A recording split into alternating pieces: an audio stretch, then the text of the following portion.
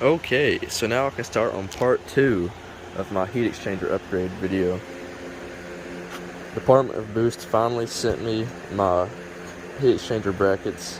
You know, this is a very essential part to actually putting the thing on your car, so these should have came with it, but somehow he forgot them. He overnighted these to me. It's 3 o'clock right now and the street fight started at 6. So I'm going to see if I can go ahead and hurry and slap all this together. But yeah, I'm going to try to find the hardware, sort it out, get these bolted onto the heat exchanger, and try to mock it up onto the car. I've got all the fittings. These are the reducers, because the ends on the heat exchanger are 1 inch, and these are 1 inch to 3 1/4 reducers. So that's what lines I'm running. 3 1/4. So you're gonna have to use these like a sleeve. So anyway, I'm gonna go ahead and start on that. I'm gonna get these mocked up onto the heat exchanger and try to muscle that thing up into the car. Okay, so I'm gonna go ahead and mount the brackets on the heat exchanger, and his instructions, if you look at them online for the S197, he's got the brackets mounting with the flange out this way. I'm not sure why. Maybe it's for like a 3 valve, but on my car, on the GT500s, the hoses are set up where you want this one to be up top. See how this fitting is facing like the front of the heat exchanger? That's where you want this. You want this on the top. Pretty much this whole thing has to flip over, but I'll show you once I get the brackets on what I'm talking about. Okay, so like I was saying, if you're doing this on a GT500, you want this mount facing this way. Here's the bottom fitting. As you can see how it's offset, it's really close to the front of the heat exchanger. You want this flange facing away from it. And I'm going to show you how it looks on the car. But in his instructions, Department of Boost instructions, he wants this flange to be the opposite way. Don't do that. Do it like this if you're doing it for a GT500. That way your factory hoses will line up to these fittings. So I'm going to do the other side, and just leave these loose right here, these little Allen bolts, so that way you can adjust this mount. So I'm going to go ahead and put that one on and bolt it up to the car. So this is what it's going to look like when you get the mounts on. So I'm going to turn this thing upside down and try to put it on the car by myself. So this is the proper orientation of the heat exchanger. I should have done this off the bat, but see how this fitting's up top, and it's going to fit this hose up top, and that fitting is on the bottom, and it's going to fit this bottom hose. So and you want the mounts facing towards the front of the car, just like so. So yeah, let's go ahead and get this thing on the car. Okay, so it's work in progress. I thought I'd trim these little shrouds up as much as I could to clear the heat exchanger, and I didn't clear them enough. So I just removed them completely. I'm gonna try to put them back on the car if I can. They just have push tabs that go inside the condenser. They just pop right out. This side is pretty much on those bolts. These lines right here are in the way, so I had to back this bolt right here out, this 13 out, so that way I can get the mount, the whole heat exchanger to slide up so the mount will line up with this bolt hole, because it was in the way and it was causing clearance issues. So I'm gonna go ahead and get this heat exchanger raised back up and get this bolt pushed back in so it'll be sturdy. Okay, so here it is, bolted up. I actually had to pry the horn up a little bit because it was bottoming out on top of the heat exchanger, but this thing fit and it cleared those lines right there. It's a super tight fit, but as you can see, I got that bottom bolt tightened back up, so now it's in the bracket. That's how it looks on the car with the bumper off. So I'm gonna try to get all these lines routed. I I definitely do not think I'm going to be able to reuse those shrouds, so I'm just going to leave them off because there's nowhere for them to clip back onto at all. So yeah, you guys might just have to remove those unless you want to do some trimming work. But yeah, I'm just glad it's on. Okay, so now the next step, if you're reusing the 3 1/4 inch lines like I am, you're going to need to fit the reducers into it. So I have some baby oil just to put a light coat on this reducer and shove it in there as deep as I can. And then we're going to measure out 20 millimeters worth of distance on the new sleeves. He gives us 1 inch rubber sleeves to slide over top of all of this. So I'm going to go ahead and get this bad boy shoved in there and go from there. Okay, I had to trim some hose because it looks like once I put the sleeve on here, it's like there's going to be a lot of like slack pushing this out, and I don't know if that's going to cause any clearance issues or not, so I just decided to cut some of the factory hose down. But yeah, this is how the fitting's supposed to look. There's like a little hump right there, and you want this rubber hose to slide over that first hump. So now what we're going to do is get the 1 inch hose and slide it over all this. But we're going to have to measure from this edge over here 20 millimeters, because that's going to be your stopping point when you slide the new 1 inch hose over this entire assembly. Okay, here's the 1 inch hose that he gives you. I used a 20 millimeter wrench to actually measure out this mark right here. This is 20 millimeter from this edge right here, and once you slide this on over everything, you're going to stop at that mark. So that's what we're going to do right now. It's going to be a tight fit, so I might put some baby oil in this too. Okay, and it should look like this.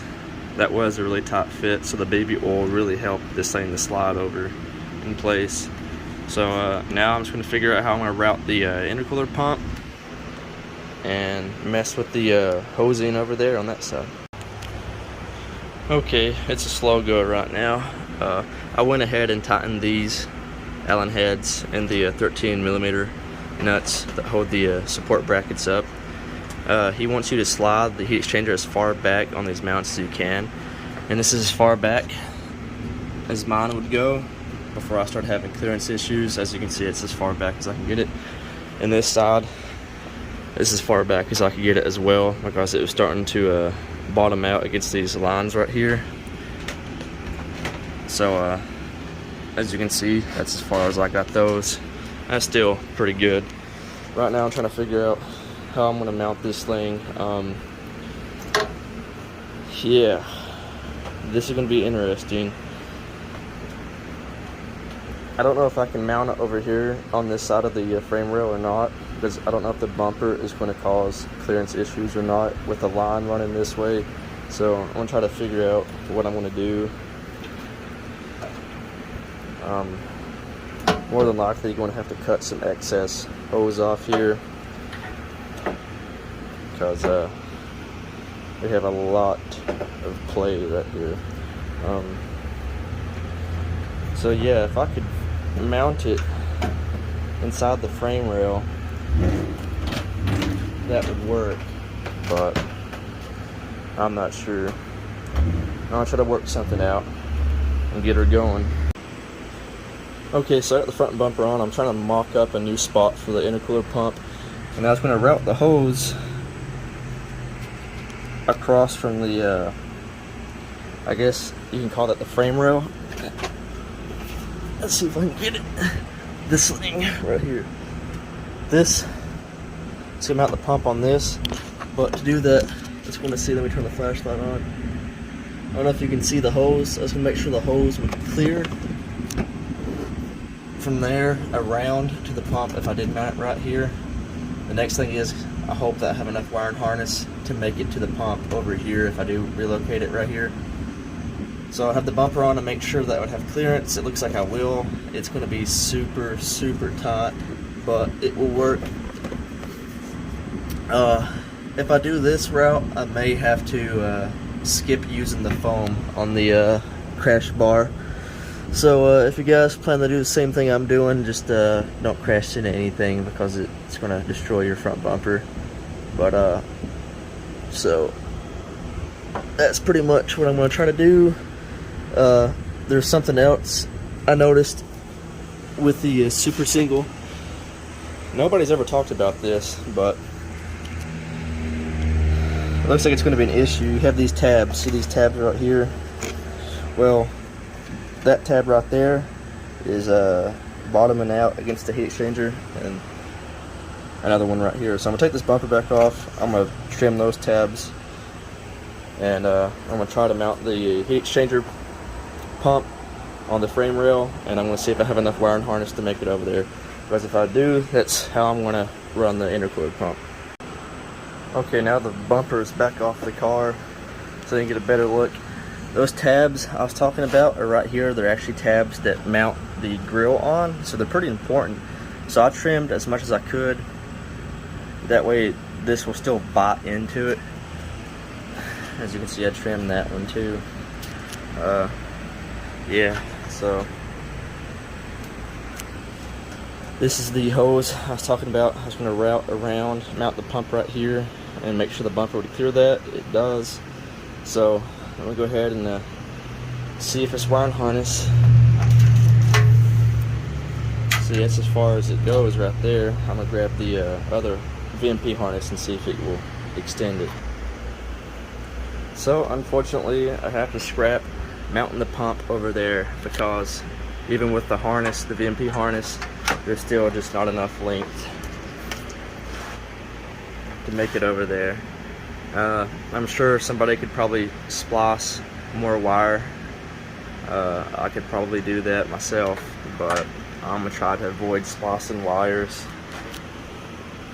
So I'm gonna try to find another spot for it. Well, unfortunately, it looks like I'm going to have to extend this harness, so I've cut it and get ready to splice some extra wire to it. That way I can run the pump on the frame rail right here. I tried mounting the pump right here. The bumper won't clear it. The pump up here is visible with the bumper on, and it looks bad. So this is probably the best location for it, and that way the hoses will route. So I'll try to splice these together and make it work.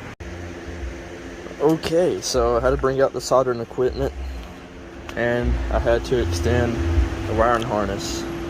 As you can see, here's the wiring harness. I soldered it and used shrink wrap. So I'm gonna mount the pump right here. As you can see, I thought about mounting it up here, but then you would see it through the grill. It just looked really bad. So the wiring harness is gonna run all the way over to the pump. So just a heads up, if you guys are looking for a simple plug and play setup, the super single is not what you're looking for. Maybe the VMP triple pass and the AFCO dual pass are better setups if you want plug and play, but this one definitely takes some engineering. So I'm gonna go ahead and try to figure out how to mount this thing, and now I'm gonna figure out how to route these hoses. So yeah, one step closer.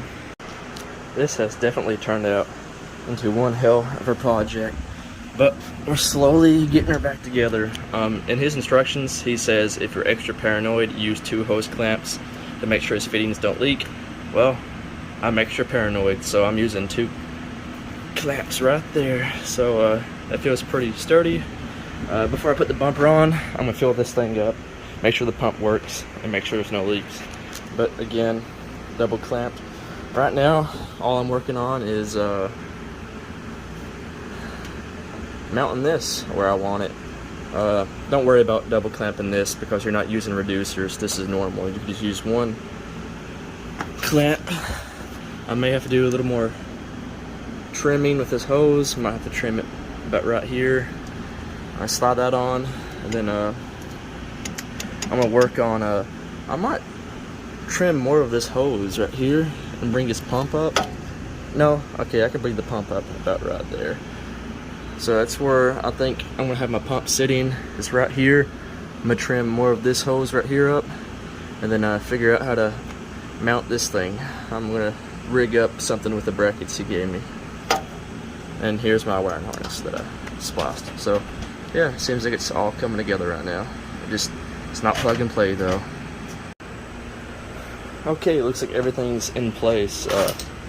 I hate using zip ties to mount anything, but honestly it was my only option. So I ended up using his universal pump bracket. I bolted up to these outside studs that's on the frame rail here. Wiring harness made it over here perfectly good. The zip tie that's going through the mounted harness, it's just like the C-clamp, but instead of a C-clamp it's just the zip tie. But the hoses themselves are going to hold it in place, and the bumper is going to hold this in place. There's really nowhere the pump can go, but I don't think that's going anywhere.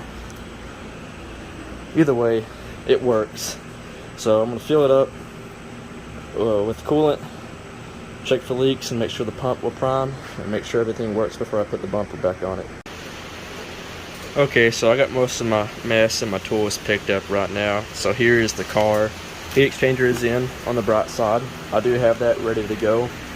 The VMP pump, the Cobra Jet 1314 GT500 pump, whatever you want to call it, is dead. I hooked it up directly to a battery tender, so that was a direct 12-volt source. As you can see, it is piss pouring over here. So even if I was able to get this car back together today, I couldn't take it to the track anyway. I can't even drive it right now with these slicks on. So, I mean, oh well, what can you do? Hopefully VMP will email me back in the morning ASAP. So I'm gonna ask them if I can pay the difference to have it overnighted, unless they can overnight it, you know, free of charge. That's what Department of Boost done for me. They overnighted me the brackets for the heat exchanger. But a lot of it was set back trying to figure out how to route the hoses and stuff, and as you can see, the bottom factory hose routed up pretty good. I had to trim the factory hose right here, and it comes around over this frame rail, and then I cut this out from that 6-foot roll that I bought from O'Reilly's.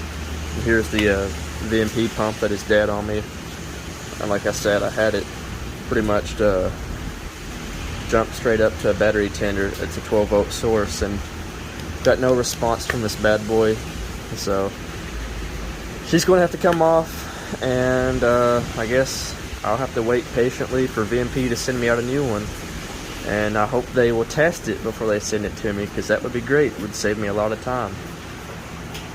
But honestly, if I get that replaced, I'm going to prime everything. You have to prime it, you know, do what I was talking about earlier. You have to jump the relay, so that way the pump runs continuously, which I'm going to have to do that anyway to make sure the pump works.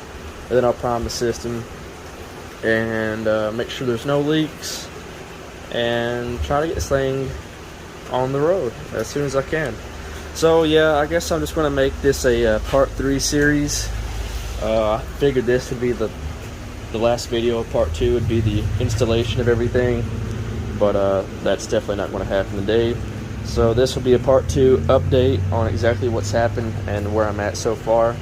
So part 3 will be me reinstalling the bumper. Well, part 3 will be me priming the system, checking for leaks, making sure the bumper has enough clearance, and then putting everything back together. So yeah, hopefully by this weekend I can maybe have a running car.